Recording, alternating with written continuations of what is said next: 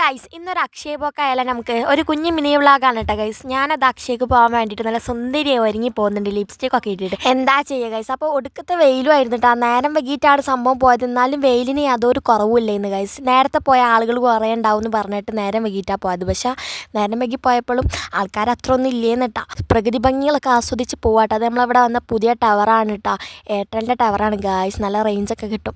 അങ്ങനെ അതാ നമ്മളിങ്ങനെ പോയിക്കൊണ്ടിരിക്കണം. പോയി നമ്മൾ ഓലപ്പിടി അങ്ങാടിയിൽ എത്തിയിട്ടുണ്ട് ഗൈസ്. ഇവിടുന്ന് കുറച്ച് പോകാനുള്ള നമ്മൾ അക്ഷയയിൽ ചെന്നപ്പോൾ അങ്ങനെ ആൾക്കാരൊന്നുമില്ല, 3-4 ആൾക്കാരൊക്കെ ഉള്ളതെന്ന് കേട്ടോ. എന്നാലും ഞാൻ കുറേ നേരം അവിടെ ബോറടിച്ചിരിക്കേണ്ടി വന്ന്. അങ്ങനെ ഒടുവിൽ ഞങ്ങളിതാ അമ്മായി ഉണ്ടായിരുന്നിട്ട് കൂടുതൽ അമ്മായും ഉമ്മച്ചും ഞാനുമായിരുന്നു പോയിരുന്നത്. അപ്പം ഞാൻ കുറേ നേരം അവിടെ ബോറടിച്ചിങ്ങനെ ഇരുന്നു. അങ്ങനെ ഉമ്മച്ചിനെ വിളിച്ച് ഉമ്മച്ചിനെ എന്തൊക്കെയോ ശരിയാക്കാൻ കൊടുത്തു. അത് കുറച്ച് സമയമായിട്ടൊക്കെ കിട്ടണമെങ്കിൽ.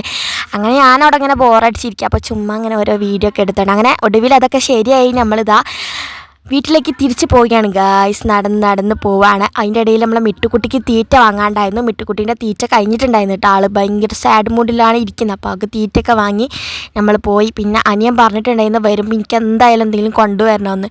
അങ്ങനെ നമ്മളൊരു ബേക്കറി കയറിയിട്ട് കട്ട്ലേറ്റ് വാങ്ങിച്ചു. പിന്നെ ഞാനൊരു 2 ചോക്ലേറ്റും വാങ്ങിച്ചു. അപ്പോൾ ഇത്രയുള്ള അക്ഷയ പോയ ഒരു മിനി വ്ളോഗ്. വീഡിയോ ഇഷ്ടപ്പെട്ടാൽ ലൈക്ക് സബ്സ്ക്രൈബ് ചെയ്യണേ. ബൈ.